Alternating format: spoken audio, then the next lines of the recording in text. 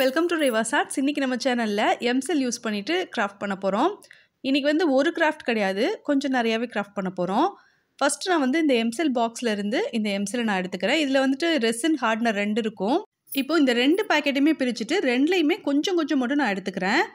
2த்தையும் ஒண்ணா சேர்த்து மொத்தமா கலந்துடலாம். ஆனா அப்படி செஞ்சோம் அப்படின்னா சீக்கிரமாவே இது ட்ரை ஆக ஆரம்பிச்சிரும். அப்போ வந்து நம்ம குயிக்கா நம்மளால வந்து இந்த கிராஃப்ட்டை பண்ண முடியாது. இப்போ கொஞ்சம் மட்டும் எடுத்துட்டு மீதியை வந்து அப்படியே அந்த கவர்ல வச்சிருக்கேன். இந்த 2ம் தனித்தனியா இருந்துச்சுன்னா எந்த பிரச்சனையும் இல்லைங்க, அது பாட்டுக்கு இருக்கும். நம்ம வந்து 2யும் மிக்ஸ் பண்ணிட்டா தான் குயிக்கா ட்ரை ஆகும். இப்போ வந்து இந்த 2த்தையும் நல்லா மிக்ஸ் பண்ணிக்கிறேன். இன்னைக்கு வந்து இதை யூஸ் பண்ணிட்டு ஒரு ஹேர் கிளிப் பண்ண போறேன். அதுக்கப்புறம் வந்து கொஞ்சம் இயரிங் பண்ண போறேன். நீங்க ஃபர்ஸ்டே டிசைட் பண்ணிக்கோங்க என்ன மாதிரியான ஹேர் கிளிப் பண்ண போறீங்க, என்ன மாதிரியான இயரிங்ஸ் எல்லாம் பண்ண போறீங்க அப்படிங்கிறது அந்த டிசைன்ஸ் எல்லாமே இமேஜின் பண்ணிக்கோங்க. ரொம்ப ரொம்ப ஈஸியா ரொம்ப சிம்பிளான மெத்தட்ல தான் இன்னைக்கு நான் வந்து செய்ய போறேன். ஃபர்ஸ்ட் வந்து இது தரையில வச்சு ரோல் பண்ண போறேன். அது வந்து ஸ்டிக் ஆகாம இருக்கிறதுக்காக டால்கம் பவுடர் யூஸ் பண்ணியிருக்கேன். அதுக்கப்புறம் வந்து இயரிங் பேஸ் நம்மளுக்கு தேவைப்படும். Resin, polymer clay, terracotta clay இதெல்லாம் யூஸ் பண்ணிட்டு நான் ஹேண்ட்மேடாக ஜுவல்லரி செஞ்சு சேல் பண்ணுவேன். அதுக்காக தான் மொத்தமாக இதை வாங்கி வச்சுருக்கேன். நீங்கள் வந்து லூஸில் கிடைக்குங்க கடைகளில். அது வாங்கிட்டு நீங்கள் வந்து உங்கள் தேவையான அளவுக்கு வாங்கிட்டு நீங்கள் வந்து இந்த கிராஃப்ட் செய்கிறதுக்கு ஸ்டார்ட் பண்ணுங்கள். இப்போ வந்துட்டு இயரிங் பேஸ் வந்து நான் எடுத்திருக்கேன். நீங்கள் வாங்கக்கூடிய இயரிங் பேஸ் நல்ல குவாலிட்டியாக இருக்கிற மாதிரி செக் பண்ணி பார்த்து வாங்கிக்கோங்க. எதுக்காக சொல்கிறேன்னா, நம்ம செய்கிற ஸ்டட் வந்து ஒரு 3 மாதமோ இல்லை ஒரு 4-5 மாதத்துக்கு அப்புறம் நம்ம எடுத்து பார்க்கும்போது அந்த ஸ்டட்லலாம் வந்து கொஞ்சம் துரு ஏறின மாதிரி இருக்கும். அதுக்காக தான் குவாலிட்டியாக பார்த்து நீங்கள் வாங்கிக்கோங்கன்னு சொல்கிறேன். இப்போ வந்துட்டு இந்த எம்சியில் எடுத்துகிட்டு டால்கம் பவுடர் யூஸ் பண்ணிவிட்டு ஒரு ரோலர் யூஸ் பண்ணி நல்லா இதை ரோல் பண்ணிக்கிறேன். இப்படி ரோல் பண்ணுறது வந்து எல்லா சைடும் ஈவனாக இருக்கிற மாதிரி நம்ம ரோல் பண்ணணும். இப்போ வந்து ஒரு மார்க்கருடைய மூடி எடுத்திருக்கேங்க. எடுத்துகிட்டு சர்க்கிள் ஷேப்பில் ஈவனாக நான் வந்து இதை கட் பண்ணி எடுத்துக்கிறேன். இன்கேஸ் உங்ககிட்ட கிளே கட்டர் இருந்ததுன்னா அதை யூஸ் பண்ணிக்கோங்க. என்கிட்டயும் கிளே கட்டர் இருக்குது. ஆனால் வந்து நான் சிம்பிளாக செய்கிறேன் அப்படின்னு சொல்லியிருந்தேன் இல்லையா, அதனால தான் மார்க்கர் மூடி யூஸ் பண்ணி சர்க்கிள் ஷேப்பில் கட் பண்ணியிருக்கேன். இப்போ இதில் வந்து எந்த விதமான க்ளூவும் யூஸ் பண்ண தேவையில்லை. டைரெக்டாக நம்மளோட இயரிங் பேஸ் எடுத்து இதில் வந்து நம்ம ஸ்டிக் பண்ணிக்கலாம். ஸ்டிக் பண்ணிவிட்டு கொஞ்சம் இதை கையில் வச்சுட்டு நம்ம அந்த மார்க்கரில் கட் பண்ணது தெரியாத மாதிரி நம்ம வந்து ஓரங்களை ஃபுல்லாகவே நீட்டாக சரி பண்ணி விட்டுறணும். மீதியையும் நான் கட் பண்ணி எடுத்துக்கிறேங்க. இந்த கிராஃப்ட்டை எம்செல் யூஸ் பண்ணி தான் செய்யணுன்ட்டு இல்லை. எம்செல் இருந்ததுன்னா அதை யூஸ் பண்ணுங்கள். இல்லைனா ஏர்ட்ரை கிளே உங்ககிட்ட இருந்துச்சுன்னா அதை கூட நீங்கள் யூஸ் பண்ணிக்கோங்க.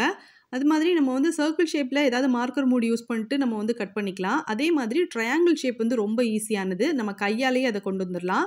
ஸ்கொயர் ஷேப், ரெக்டாங்கிள் ஷேப் இதையுமே நம்ம வந்து கையாலேயே சரி பண்ணி அதை வந்து ரெடி பண்ணிக்கலாம். இன்கேஸ் உங்களுக்கு ஹார்ட் ஷேப் பிடிக்கும், ஆனால் ஹார்ட் ஷேப் கட்டர் இல்லை அப்படின்னா அப்போ வந்து பேப்பரில் ஹார்ட் ஷேப்பில் கட் பண்ணிக்கோங்க. ஃபஸ்ட்டு அந்த பேப்பரை நீங்கள் ரோல் பண்ண எம்சில் மேலேயோ அல்லது கிளே மேலேயோ வச்சுட்டு கட்டரோ இல்லை நைஃபோ யூஸ் பண்ணிட்டு நீட்டாக கட் பண்ணிடுங்க. அப்படி கட் பண்ணிட்டீங்கனாலும் உங்களுக்கு வந்து ஹார்ட் ஷேப் வந்து அழகாக கிடச்சிரும். ஓரங்களை மட்டும் நம்ம வந்து நீட்டாக சரி பண்ணி விட்டுறணும். இப்போ இயரிங்காக நம்ம செஞ்சுருந்தோம்ல, கட் பண்ணதில் மிச்சம் இருந்துச்சு. அதை வந்து சர்க்கிள் ஷேப்பில் நான் இப்போ ரோல் பண்ணியிருக்கேன். இப்போ ஒரு மூடி யூஸ் பண்ணிவிட்டு இதை வந்து நான் கட் பண்ணிக்கிறேன். அதுக்கப்புறம் ஃபஸ்ட்டு எடுத்த மூடியை விட கொஞ்சம் சின்ன சைஸில் இருக்கிற மாதிரியான இன்னொரு கேப் எடுத்திருக்கேன். இந்த பாட்டில் கேப் யூஸ் பண்ணிட்டு நடுவில் இருக்கிறதையும் நான் கட் பண்ணிட்டேன். இயரிங்காக கட் பண்ணதில் மிச்சம் இருந்துச்சு. இந்த எம்சியில் நம்ம அப்படியே வச்சோன்னா ட்ரை ஆகிடும், வேஸ்ட்டாக தான் ஆகும். அதனால தான் நான் வந்து இந்த ஹேர் கிளிப் வந்து செஞ்சுட்ருக்கேன். இந்த ஹேர் கிளிப் செய்கிறது ரொம்ப ரொம்ப ஈஸி. நீங்கள் பாருங்களேன், உங்களுக்கே தெரியும். ஃபஸ்ட்டு ஒரு பெரிய மூடி யூஸ் பண்ணி சர்க்கிள் ஷேப்பில் கட் பண்ணோம்ல, அதோட ஓரத்தில் இருந்த எக்ஸ்ட்ராவாக இருந்தது. அதுக்கப்புறம் வந்து இன்னொரு சின்ன மூடி யூஸ் பண்ணிட்டு நடுவில் கட் பண்ணி வச்சதில்ல, அந்த குட்டி சர்க்கிளில் இருந்தது. இந்த 2த்தையும் ஒன்றா சேர்த்து தான் இந்த ஸ்டிக் ரெடி பண்ணியிருக்கேன். ஃபஸ்ட்டு சர்க்கிள் ஷேப்பில் கட் பண்ணி வச்சிருந்தோம்ல, இதில் வந்துட்டு ஏதாவது நைஃபோ இல்லைனா டூத் பிக்கோ இல்லைனா ஏதாவது நீடிலோ யூஸ் பண்ணிவிட்டு சின்ன சின்ன கோடுகள் இருக்கிற மாதிரி நான் வந்து இம்ப்ரெஷன் கொடுத்துக்கிறேன். அதுக்கப்புறம் ஒரு நீடில் யூஸ் பண்ணியிருக்கேன். இதை யூஸ் பண்ணிட்டு குட்டி குட்டியாக டாட்ஸ் வச்சுருக்கேன். இதுக்கு பதிலாக சேஃப்டி பின் கூட நீங்கள் யூஸ் பண்ணிக்கலாம். இல்லைனா புஷ் பின் இருந்ததுன்னா அதை யூஸ் பண்ணிக்கலாம். சும்மா இம்ப்ரெஷன் கொடுக்கதானே, அதனால் நீங்கள் வந்து டூத் பிக் இருந்தால் கூட யூஸ் பண்ணிக்கோங்க. இப்போ வந்து இந்த ஸ்டிக்கில் வந்து ஒரு சைடு கொஞ்சம் தடியாகவும் இன்னொரு சைடு வந்து கொஞ்சம் ஷார்ப்பாக இருக்கிற மாதிரி நான் செஞ்சுருக்கேன். அதே மாதிரி ஒரு நைஃப் யூஸ் பண்ணியிருக்கேன். யூஸ் பண்ணிட்டு ஒரு 3 கோடு இருக்கிற மாதிரி நான் வந்து இதை செஞ்சுருக்கேன். இல்லை இது மாதிரியான இம்ப்ரெஷன்லாம் வேண்டான்னு நினச்சிங்கன்னா நீங்கள் ப்ளைனாக கூட இந்த ஸ்டிக்கர் நீங்கள் செஞ்சுட்டு யூஸ் பண்ணிக்கோங்க.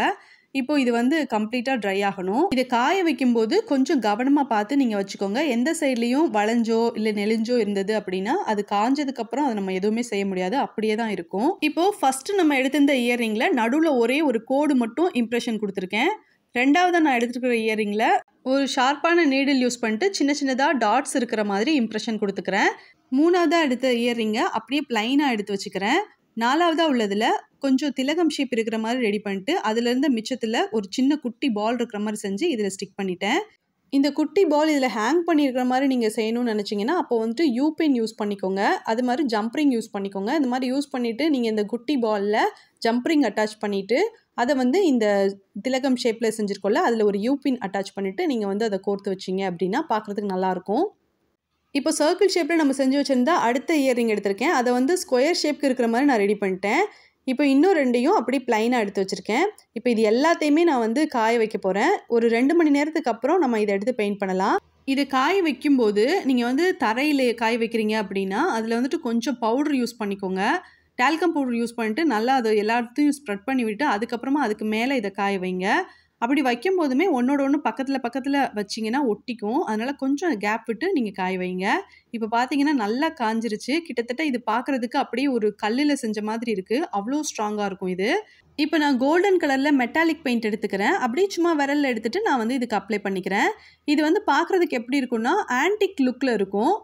இன்கேஸ் நீங்கள் க்ளே கட்டர், க்ளே டூல் இதெல்லாம் யூஸ் பண்ணிவிட்டு நீங்கள் வந்து அழகாக ஃப்ளோரல் டைப்லேயோ அல்லது வேறு ஏதாவது டிசைன்லேயோ நீங்கள் செஞ்சுருக்கீங்க அப்படின்னா அப்போ வந்துட்டு பிளாக் கலர் எம்சில் யூஸ் பண்ணும்போது ஒயிட் கலரில் இருக்கிற அக்ரலிக் பெயிண்ட்டோ அல்லது ஒயிட் கலர் செஸ்ஸோவோ யூஸ் பண்ணிவிட்டு நீங்கள் ஃபஸ்ட்டு ஒயிட் கோட்டிங் கொடுத்துட்டு அதுக்கப்புறமா க்ரீன் கலர், அந்த கொடிகளுக்கெல்லாம் க்ரீன் கலர், ஃப்ளவர்ஸ்க்கெல்லாம் ரெட் கலர் இந்த மாதிரி கொடுத்துக்கோங்க. பேஸ் ஒயிட் கொடுத்துட்டு அதுக்கப்புறம் வந்து நீங்கள் வேறு கலர் கொடுக்கும்போது அந்த கலர்ஸ் எல்லாம் நல்லா பிரைட்டாக தெரியும். அதுக்காக தான் சொன்னேன். இப்போ வந்துட்டு மெட்டாலிக் கலரில் சிம்பிளாக கொடுத்துருக்கேன். எனக்கு வந்து இது ரொம்ப பிடிச்சிருந்தது. இந்த வீடியோ வந்து ஸ்கிப் பண்ணாமல் பாருங்கள். இதை வந்து நான் எப்படி யூஸ் பண்ணியிருக்கேன் அப்படின்றதும் நான் வீடியோவோட எண்டில் உங்களுக்கு காமிச்சிருக்கேன். இப்போ நான் வந்து ஒரு ஃபோம் போர்டு எடுத்திருக்கேன். இந்த மாதிரி ஃபோம் போர்டு இருந்ததுன்னா யூஸ் பண்ணிக்கலாம். இல்லைனா ஏதாவது தர்மோகோல் ஷீட் உங்ககிட்ட இருந்துச்சுன்னா அதை நீங்கள் யூஸ் பண்ணிக்கோங்க. இல்லைனா கார்ட்போர்ட் தான் இருக்குன்னா கார்ட்போர்ட் கூட நீங்கள் யூஸ் பண்ணிக்கலாம். ஜஸ்ட் பெயிண்ட் பண்ணுறதுக்கு தானே, அதனால் நீங்கள் ஏதாவது ஒன்று யூஸ் பண்ணிக்கோங்க. இப்போ நான் அந்த ஃபோம் போர்டில் கொஞ்சம் கேப் விட்டு இந்த இயரிங்ஸ் எல்லாம் எடுத்து நான் இதில் மாட்டி வச்சுக்கிறேன். இப்போ வந்து பெயிண்ட் பண்ண போகிறோம். ஃபர்ஸ்ட் வந்து பிளாக் கலர் அக்ரிலிக் பெயிண்ட் எடுத்துக்கிறேன். நான் எல்லாத்துக்குமே அக்ரிலிக் பெயிண்ட் தான் கொடுத்துருக்கேன். உங்ககிட்ட ஆயில் பெயிண்ட்டோ இல்லை எனாமல் பெயிண்ட்டோ இருந்துச்சுன்னா அதை கூட நீங்கள் கொடுத்துக்கோங்க. இப்போ ஃபஸ்ட்டு நான் என்ன இயரிங் எடுத்திருக்கேன்னா ஒரு நடுவில் மட்டும் ஒரு லைன் வர மாதிரி இம்ப்ரெஷன் கொடுத்துருந்தேன்ல, அதில் ஒரு பாதிக்கு பிளாக் கலர் கொடுத்துக்கிறேன், இன்னொரு பாதிக்கு எல்லோ கலர் கொடுத்துக்கிறேன். ஒருவேளை நீங்கள் கோல்டன் கலர் கொடுக்க ஆசைப்பட்டீங்கன்னா ஃபஸ்ட்டு எல்லோ கலர் கொடுத்துருங்க. எல்லோ கலர் கொடுத்ததுக்கு அப்புறமா அதுக்கு மேலே அது நல்லா ட்ரையான பிறகு நீங்கள் கோல்டன் கலர் கொடுங்க. அப்படி கொடுத்தீங்கன்னா நல்லா பிரைட்டாக இருக்கும் கோல்டன் கலர். ஃபஸ்ட்டு ஸ்டட்டுக்கு பிளாக் எல்லோ காம்பினேஷனில் நான் கலர் பண்ணியிருக்கேன். ரெண்டாவதாக இருக்கிற இந்த ஸ்கொயர் ஷேப்பில் இருக்கிற இந்த ஸ்டட்டுக்கு ஃபஸ்ட்டு வந்து பிளாக் கலரில் அவுட்லைன் இருக்கிற மாதிரி நான் வந்து அக்ரிலிக் பெயிண்ட் யூஸ் பண்ணி கொடுத்துக்கிறேன். இந்த ஸ்டட்டில் மேன்யூட்டான நிறைய டிசைன்ஸ் வரையலாம். அப்படி நம்ம வரையணும்னா ஃபஸ்ட்டு நம்ம பெயிண்ட் பண்ணுறோம்ல அது வந்து கம்ப்ளீட்டாக ட்ரை ஆகணும். அது நல்லா ட்ரை ஆன பிறகு சின்னதாக நம்மளுக்கு பிடிச்ச டிசைன்ஸ் வந்து நம்ம இதில் வரைஞ்சிக்கலாம். இப்போ 3வது ஸ்டட்காக நான் ஃபஸ்ட்டு எல்லோ கலர் யூஸ் பண்ண போகிறேன். அடுத்ததாக ஒரு லைன் மாதிரி ஆரஞ்சு கலர் யூஸ் பண்ண போகிறேன். அடுத்து வந்து ரெட் கலர் யூஸ் பண்ண போகிறேன். நம்ம வந்து ஆயில் பேஸ்டில் ட்ராயிங் பண்ணோம்ல, அப்போ வந்துட்டு இந்த சீனரியெல்லாம் வரையும் போது சம்டைம்ஸ் வந்து எல்லோ, ஆரஞ்சு, ரெட் இந்த மாதிரி கொடுப்போம். அதே மெத்தடில் நான் வந்து கலர் பண்ணியிருக்கேன். இப்படி கலர் பண்ணதுக்கப்புறம் இது நல்லா ட்ரை ஆன பிறகு இந்த ஒவ்வொரு கலருக்கு நடுவுலையும் பிளாக் கலரில் லைன் வர மாதிரி நான் வரைஞ்சி விட்டுருவேன். அதுக்கப்புறம் பிளாக் கலரில் அவுட்லைன் கொடுத்துருந்தோம்ல ஸ்கொயர் ஷேப்பில், அந்த இயரிங்க்கு சென்டரில் கிரிம்சன் ரெட் எடுத்து கொடுத்துருக்கேன். இப்போ வந்துட்டு இன்னும் 2 ஸ்டட் நம்மளுக்கு பாக்கி இருக்குது. அதுக்கு வந்துட்டு ப்ளூ கலர் எடுத்திருக்கேன். இந்த ப்ளூ கலர் எடுத்து இந்த திலகம் ஷேப்க்கு கொடுத்துருக்கேன். இப்போ அடுத்த ஸ்டட்டுக்கு நான் வந்து ப்ளஸ் மாதிரி white colour acrylic paint use பண்ணி போட்டிருக்கேன். இப்போ இதில் 2 சைட்லேயும் பிளாக் கலர் கொடுத்துக்கிறேன். ஆப்போசிட்டில் 2 பிளாக் இருக்கிற மாதிரியும் அடுத்த ஆப்போசிட் சைடில் 2 ஆரஞ்சு கலர் இருக்கிற மாதிரியும் நான் வந்து கலர் பண்ணிக்கிறேன். இப்போ இது கலர் பண்ண பிறகு இந்த பிளாக்கும் ரெட்டும் காம்பினேஷனில் நம்ம ஸ்கொயர் ஷேப்பில் ஒரு இயரிங் செஞ்சுருக்கோம் இல்லையா, அதில் வந்துட்டு white colour acrylic paint use பண்ணிவிட்டு இந்த பிளாக் கலர் பார்டர் மாதிரி நம்ம கொடுத்துருக்கோம்ல, அதில் வந்து குட்டி குட்டியாக டாட்ஸ் இருக்கிற மாதிரி நான் வச்சுக்கிறேன். ஒயிட் கலர் டாட்ஸ் வைக்கும்போது பார்க்குறதுக்கு சூப்பராக இருக்கும். டெரகோட்டா ஜுவல்லரியில் வர்லி பெயிண்டிங் பண்ண மாதிரி ரொம்பவே க்யூட்டாக இருக்கும். இப்போ இந்த ப்ளூ கலரில் நம்ம பெயிண்ட் பண்ணியிருக்கோம்ல, அதில் வந்துட்டு நம்ம கலர் பண்ண போகிறோம். ஏன்னா அந்த குட்டி பால் கலர் நம்ம கலர் பண்ணல, அதனால இதுக்கு வந்து ஒயிட் கலர் அக்ரிலிக் பெயிண்ட் கொடுத்துக்கிறேன். கோல்டன் கலர் கொடுக்கலாம், சில்வர் கலர் கொடுக்கலாம், இல்லைனா காப்பர் கலர் கூட கொடுக்கலாங்க. ஒயிட் கலர் கொடுக்கும்போது ப்ளூ ஒயிட் காம்பினேஷன் நல்லாயிருக்கும். அதுக்காக நான் ஒயிட் கலர் கொடுத்துக்கிறேன். இது கொடுத்துட்டு இந்த திலகம் ஷேப் இருக்கு இல்லையா, அதை சுற்றியுமே வந்துட்டு நான் சின்னதாக white colour acrylic paint use பண்ணிட்டு டாட்ஸ் வச்சுக்க போகிறேன். அதுக்கப்புறம் சென்டரில் குட்டியாக ஒரு திலகம் ஷேப் இருக்கிற மாதிரி வரைஞ்சி விட போகிறேன். இது மாதிரி ஹேண்ட்மேடாக இயரிங் எல்லாம் செஞ்சுட்டு அது நம்மளோட ட்ரெஸ்க்கு மேட்ச் ஆகிற மாதிரியோ அல்லது நம்மளுக்கு பிடிச்ச மாதிரியோ பெயிண்ட் பண்ணிவிட்டு யூஸ் பண்ணும்போது ரொம்ப ஹாப்பியாக இருக்கும். அதே மாதிரி நம்ம வந்து கடையில் கிஃப்ட் வாங்கி கொடுக்குறத விட நம்ம ஹேண்ட்மேடாக செஞ்சு அது நம்ம ஃப்ரெண்ட்ஸ்க்கோ இல்லை ஃபேமிலி மெம்பர்ஸ்க்கோ கிஃப்டாக கொடுக்கும்போது அவங்களுக்குமே ரொம்ப ஹாப்பியாக இருக்கும். இதெல்லாம் ரொம்ப சிம்பிளான பேசிக்கான டிசைன்ஸ் தான். ஸோ இது உங்களுக்கு பிடிச்சிருக்கும்னு நினைக்கிறேன். இந்த வீடியோ பிடிச்சிருந்ததுன்னா வீடியோக்கு லைக் பண்ணி உங்கள் ஃப்ரெண்ட்ஸுக்கு வீடியோ ஷேர் பண்ணுங்கள். இது மாதிரி ஹேண்ட்மேட் ஜுவல்லரி செய்கிறதுல உங்களுக்கு விருப்பம் இருந்துச்சுன்னா நீங்கள் வந்து கமெண்ட்டில் சொல்லுங்கள். நான் அடுத்தடுத்து கூட வீடியோஸ்லாம் அப்லோட் பண்ணுறேன். இப்போ வந்துட்டு இந்த கிளிப் இருக்கு இல்லையா, இதை வந்து நான் எப்படி யூஸ் பண்ணியிருக்கேன் அப்படின்றத காமிக்கிறேன். ஃபஸ்ட்டு நம்ம தலையை நல்லா சிக்கில்லாமல் வாரிட்டு ஃப்ரண்ட்லேருந்து 2 சைட்லேயும் முடி எடுத்து சென்டரில் வச்சுட்டு அதுக்கு மேலே சர்க்கிள் ஷேப்பில் நம்ம செஞ்சிருந்தோம்ல அதை வச்சுட்டு சென்டரில் எடுத்து வச்சிருந்த முடியில் இந்த ஸ்டிக்கை மாட்டியிருக்கேன். அவ்வளோதான். இந்த கிளிப் பிடிச்சிருந்தா ட்ரை பண்ணி பாருங்கள். தேங்க்ஸ் ஃபார் வாட்சிங்.